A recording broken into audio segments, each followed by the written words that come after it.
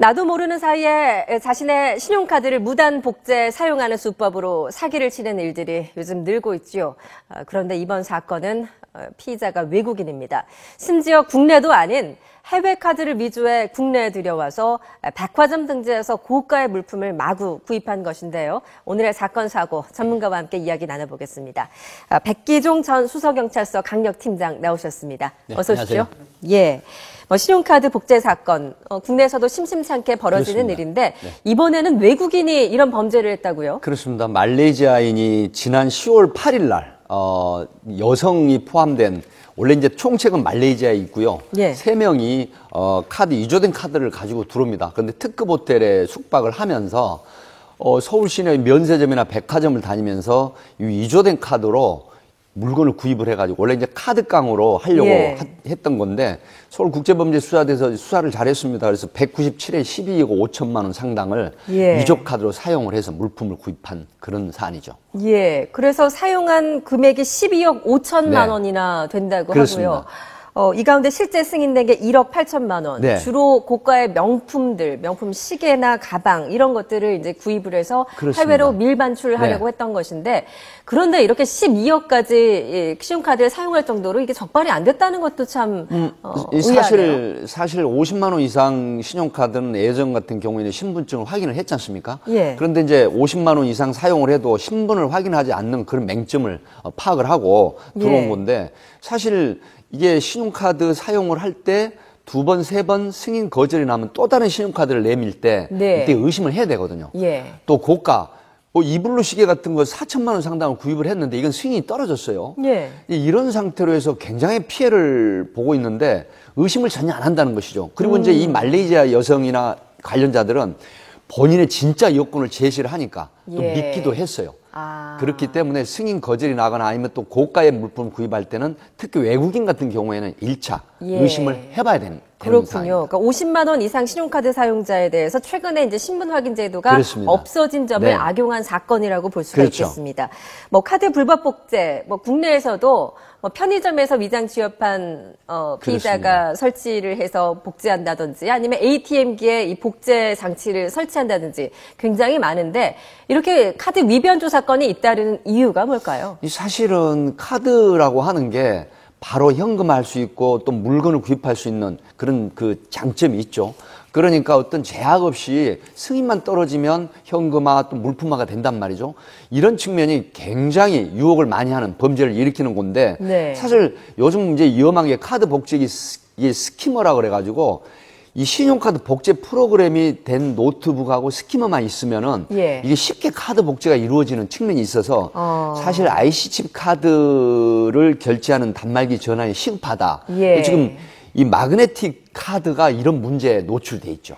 보니까 카드 부정사용 유형 가운데 도난이나 분실보다 지금 위변조가 더 많은 실정이군요. 그렇습니다. 위변조가 지금 40%, 100건 중에 40%가 넘는 위변조 사용 카드를 해서 피해를 주고 있는데 특히 이 어떤 그 상인들, 중소상공인이나 아니면 면세점, 백화점에 그런 어떤 매장의 상인들이 큰 피해를 입을 수 있다는 게 더 크다는 것이죠. 그렇기 때문에 이 부분에 대한 IC칩 카드로 단말기를 바꾸는, 전환하는 이게 지금 상당히 요구되고 있는 그런 사안입니다. 단말기를 좀 교체하는 작업이 필요하다라는 말씀이십니다.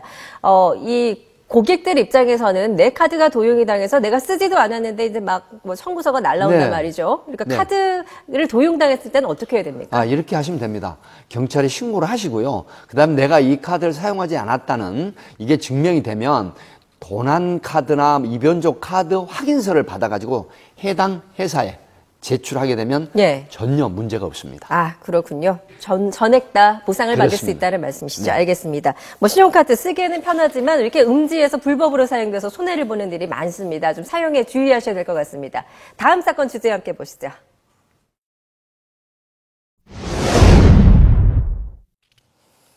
천억대 도박 사이트 운영단 구속, 그 규모가 참 어마어마한데요. 1,000억 원대 불법 도박 사이트라니. 그렇습니다. 이게 지금 굉장히 지금 핫한 또 얘기가 되고 있는데요. 1년 2013년부터 2014년까지 이게 이제 경기지방청 국제범죄수사대에서 했는데요. 이게 김모 씨 등 5명 구속하고 58명을 불구속했는데 중국에다 사무실을 두고 예. 한국과 국내에 서버를 두고 이 불법 도박 사이트를 운영을 했습니다.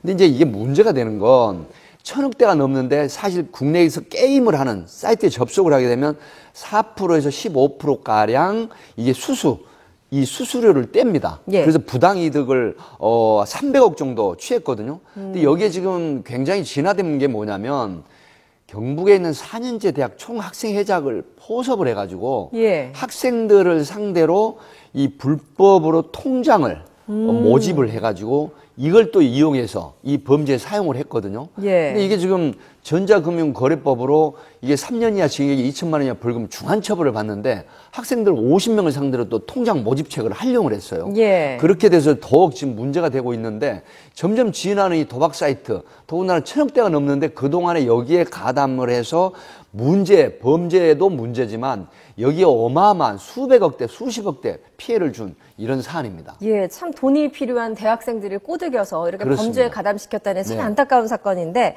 뭐 보이스피싱 사건도 그렇고요, 대포 통장도 그렇고 이렇게 그 무고한 사람들을 모집하는 일들이 참 많습니다. 어떤 방식으로 유혹을 하길래 쉽게 넘어가는 걸까요? 예, 보통 이제 이렇게 합니다. 뭐 도박액의 승률, 소위 말하면 수익금의 몇 프로를 인센티브로 주겠다라고 하니까 원래 조직원이 아님에도 불구하고 보이스피싱 범죄나 이 도박 사이트 범죄에 가담하게 되는 경우가 있거든요. 예. 지금 이런 경우에도 게임 방식을 설명하는 콜센터 조직책, 또 서버 유지 보수하는 호스팅 팀, 그다음에 예. 인출책, 대포 통장 모집책, 또 관리하는 관리책 이런 식으로 나눠서 가담을 시켰거든요. 예. 그래서 거기에 대한 인센티브를 주는데 이게 모두 중한 범죄로 처벌을 받거든요. 예. 이런 점을 좀 상기를 하셔야 되고 특히 학생들 50여 명의 대포 통장식으로 이용하는 이 소위 말하면 금융권의 접근할 수 있는 매체 통장을 사고 팔고 하는 것은 중한 처벌을 받거든요. 예. 3년 이하 징역 2천만 원 이하 벌금인데 과연 학생들이 이런 전과가 생긴다고 하면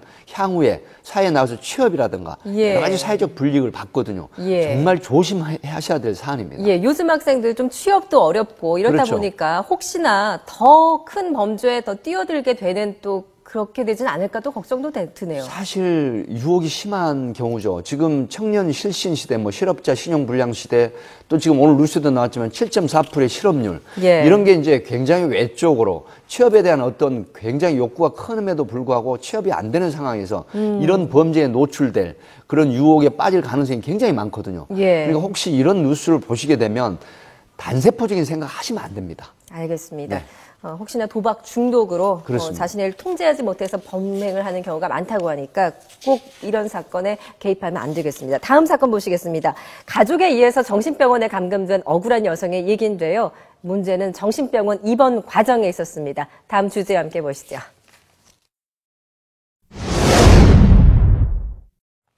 예, 정신병원에 강제 입원, 의사도 공범, 이게 어떤 사건이죠? 예, 이게 부인과 남성이 이제 결혼 중에 이혼을 합니다.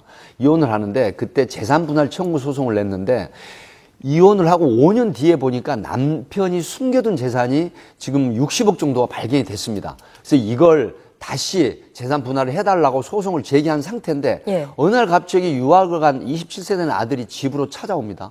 그래서 건장한 남성들과 함께 갑자기 응급보호 차량이라는 응급 이송 차량에 실어서 강제로 그래서 정신병원에 경기도에 있는 정신병원에 감금을 해서 입원을 시켜버리는 건데요. 예. 이게 지금 의사도 어떤 상당히 치밀한 어떤 진단이라든가 이런 주저함이 없이 동조를 해서 감금 입원을 시켜버리는 이것 때문에 네. 결국은 이 여성이 구조 요청을 해서 그다음에 관련 NGO 단체에서 함께 수사기관에 고소를 해가지고 결국 아버지가 1년 6월 아들이 징역 8월형에 처하는 예. 그런 상당히 사회적으로 지금 악용될 소지가 있는 이런 사안입니다. 예, 의사도 별 의심 없이 입원을 시켰다고 하는데 그래서 의사도 공범이냐 아니냐가 쟁점 아니었습니까? 그런데 무죄 판결이 났죠? 정신보건법에 보면 의사가 입원을 시키기 위해서는 이 보호자의 동의 2인 이상을 받아야 되거든요. 예. 물론 법규에는 1인이 있을 경우에 1인만 받는다고 하더라도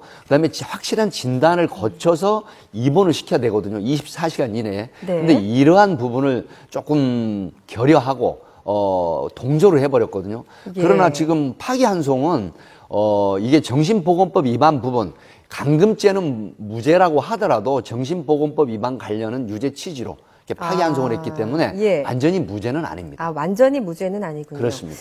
뭐 이제 정신과 질환의 특성상 이제 이 진단 자체가 가족들이 이루어지는 경우가 많고 그렇습니다. 그렇기 때문에 좀 악용될 가능성도 이번 사건처럼 많을 것 같은데. 굉장히 어떻습니까? 많습니다. 일선에서나 실무에서 보면은 어떤 그 상속 문제 또 방금 말씀드린 부부간의 어떤 이혼이 되면서 재산 공동 분할 이런 부분을 악용을 해서 정신병원에 입원을 시켜버리는데 여기에 악용된다는 데 문제가 있죠. 네. 그래서 정신 이 보건법에도 이런 걸 명쾌하게 지금 규정을 해놨는데 보통 일선에서 의사분들이나 또 가족들이 이런 걸 모르고 했다가 네. 이번에도 이렇게 중한 처벌을 받았는데 전속 감금 같은 경우는 10년 이하 징역에 1,500만 원 이하 벌금이고요. 예. 그다음에 공동 감금도 폭처법이나 감금죄로 5년 이하 700만 원 이하 벌금이거든요. 그래서 지금 의사분들도 1심에서는 1,000만 원씩의 그 벌금형을 받았는데 결국은 이게 모두 받아들여져서 아버지와 아들이 징역형을 받고 의사는 유죄 취지로 파기환송된 사안입니다. 예, 지금 잘 들었습니다. 네. 고맙습니다.